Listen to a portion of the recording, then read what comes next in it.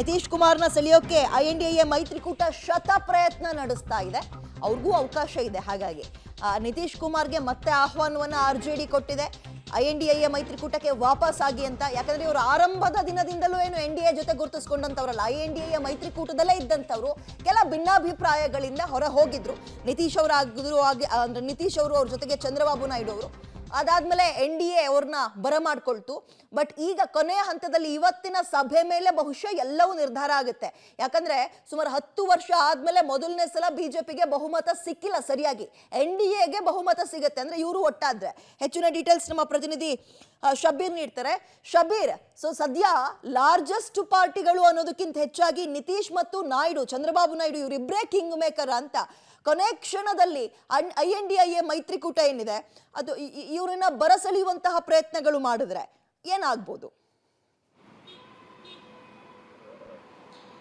ವಿದ್ಯೆ ಈಗಾಗಲೇ ಆ ಪ್ರಯತ್ನಗಳು ಶುರುವಾಗಿರುವಂಥದ್ದು. ನಿನ್ನೆ ಫಲಿತಾಂಶ ಬರ್ತಾ ಇದ್ದಂತೆ TDP ಮುಖ್ಯಸ್ಥ ಚಂದ್ರಬಾಬು ನಾಯ್ಡು ಮತ್ತು JDU ಮುಖ್ಯಸ್ಥ ನಿತೀಶ್ ಕುಮಾರ್ ಜೊತೆಗೆ ಇಂಡಿಯಾದ ನಾಯಕರು ಸಂಪರ್ಕ ಮಾಡುವಂಥ ಪ್ರಯತ್ನವನ್ನು ಮಾಡಿದ್ರು. ದೂರವಾಣಿ ಮೂಲಕ ಅವ್ರ ಜೊತೆಗೆ ಚರ್ಚೆಯನ್ನು ಮಾಡುವಂಥದ್ದು, ಇಂಡಿಯಾ ಘಟಬಂಧನ್ಗೆ ವಾಪಸ್ ಆಗಿ ಅನ್ನುವಂಥ ನಿಟ್ಟಿನಲ್ಲಿ ಮನವಿಯನ್ನು ಕೂಡ ಮಾಡ್ಕೊಂಡಿದ್ದಾರೆ. ಒಟ್ಟಾಗಿ ಸರ್ಕಾರ ರಚನೆ ಮಾಡೋಣ ಅನ್ನುವಂಥ ಲೆಕ್ಕಾಚಾರವನ್ನು ಕೂಡ ಅವರು ಮಾತನಾಡ್ಕೊಂಡಿರುವಂಥದ್ದು. ಆದರೆ ಮುಂದಿನ ನಿರ್ಧಾರಗಳು ಏನು ಅನ್ನುವಂಥದ್ದನ್ನು ಈವರೆಗೂ ನಿತೀಶ್ ಕುಮಾರ್ ಅವರು ಸ್ಪಷ್ಟಪಡಿಸಿಲ್ಲ. ನಾನು ಆಗಲೇ ಹೇಳ್ತಾ ಇದ್ದೆ, ಅವ್ರ ಪಕ್ಷ ಈಗ ಅವ್ರ ಪಕ್ಷದ ವಕ್ತಾರರು ತ್ಯಾಗಿ ಅನ್ನುವಂಥವ್ರು ಸ್ಪಷ್ಟನೆಯನ್ನು ಕೊಟ್ಟಿರುವಂಥದ್ದು, ನಾವು NDA ತೊರೆಯಲ್ಲ ಅನ್ನುವಂಥದ್ದು. ಆದರೆ ನಿತೀಶ್ ಕುಮಾರ್ ಅವರು ಈವರೆಗೂ ಯಾವುದೇ ಸುಳಿವನ್ನು ಕೂಡ ಕೊಟ್ಟಿಲ್ಲ.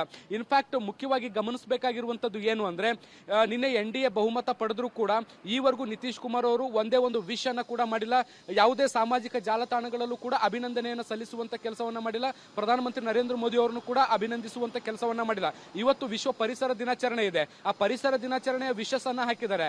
ಆದರೆ ಅವರು ಯಾವುದೇ ಇದು NDA ಒಕ್ಕೂಟಕ್ಕೆ ಸಿಕ್ಕಿರುವಂತ ಗೆಲುವನ್ನ ಸಂಭ್ರಮಿಸುವಂತ ಕೆಲಸವನ್ನ ಎಲ್ಲೂ ಕೂಡ ಮಾಡಿಲ್ಲ. ಹೀಗಾಗಿ ನಿತೀಶ್ ಕುಮಾರ್ ಅವರ ರಾಜಕೀಯ ನಡೆ ಏನು ಅನ್ನುವಂಥದ್ದು ಸಾಕಷ್ಟು ಕುತೂಹಲ ಮೂಡಿಸ್ತಾ ಇರುವಂಥದ್ದು. ಯಾಕಂದ್ರೆ ನಿತೀಶ್ ಕುಮಾರ್ ಅವರು ಯಾವ ರೀತಿಯಾಗಿ ರಾಜಕೀಯ ನಿರ್ಧಾರ ತೆಗೆದುಕೊಳ್ತಾರೆ ಅನ್ನುವಂಥದ್ದಕ್ಕೆ ಇತಿಹಾಸವೇ ಸಾಕಷ್ಟು ತಿಳಿಸಿ ಹೇಳುತ್ತೆ. ಹೀಗಾಗಿ ಅವ್ರ ಮುಂದಿನ ನಡೆ ಕೂಡ ಅಚ್ಚರಿಯಾಗಿದ್ರೆ ಅದರಲ್ಲಿ ಯಾವುದೇ ರೀತಿಯಾದಂತಹ ತಿರುವುಗಳು ಕೂಡ ಇರುವಂತಹ ಸಾಧ್ಯತೆಗಳು ಕೂಡ ನಾವು ನಿರೀಕ್ಷೆ ಮಾಡಬಹುದು. ಆದ್ರೆ TDP ಇಲ್ಲಿ ಯಾವ ರೀತಿಯಾಗಿ ವರ್ತಿಸುತ್ತೆ ಅಥವಾ ಅದರ ಮುಂದಿನ ನಿರ್ಧಾರ ಏನು ಅನ್ನುವಂಥದ್ದನ್ನು ಕೂಡ ನಾವು ಗಮನಿಸಬೇಕು. ಇವತ್ತಿನ NDA ಸಭೆ ಆದ ಬಳಿಕ ತನ್ನ ನಿರ್ಧಾರದಲ್ಲಿ ಏನಾದರೂ ಬದಲಾವಣೆಯನ್ನ ತಂದುಕೊಳ್ಳುತ್ತಾ ಅಥವಾ ಸ್ಟ್ಯಾಂಡ್ ಅಪ್ ಆಗಿರುತ್ತಾ ಅದೇ ತನ್ನ ನಿರ್ಧಾರಕ್ಕೆ ಅನ್ನುವಂಥದ್ದನ್ನ ಕೂಡ ನಾವು ಗಮನಿಸಬೇಕು. ಒಂದು ವೇಳೆ ಏನಾದರೂ TDP ಮತ್ತೆ JDU ಎರಡೂ ಸೇರಿ ಇಂಡಿಯಾಗೆ ಬೆಂಬಲವನ್ನು ಕೊಡೋದಾದ್ರೆ 28 ಸ್ಥಾನಗಳ ಪಲ್ಲಟ NDA ಇಂದ ಇಂಡಿಯಾಕ್ಕೆ ಆಗುವಂತ ಸಾಧ್ಯತೆಗಳು ಕೂಡ ಇದಾವೆ. ಈ ಸಂದರ್ಭದಲ್ಲಿ NDA ಒಕ್ಕೂಟ 262 263 ಸ್ಥಾನಗಳಿಗೆ ಕುಸಿಯುವಂತ ಸಾಧ್ಯತೆಗಳನ್ನು ಕೂಡ ನೋಡಬಹುದು. ಅಂದ್ರೆ ಅಲ್ಲಿಗೆ ಬಹುಮತ ಕಳೆದುಕೊಳ್ಳುವಂತ ಸಾಧ್ಯತೆಗಳಿದಾವೆ.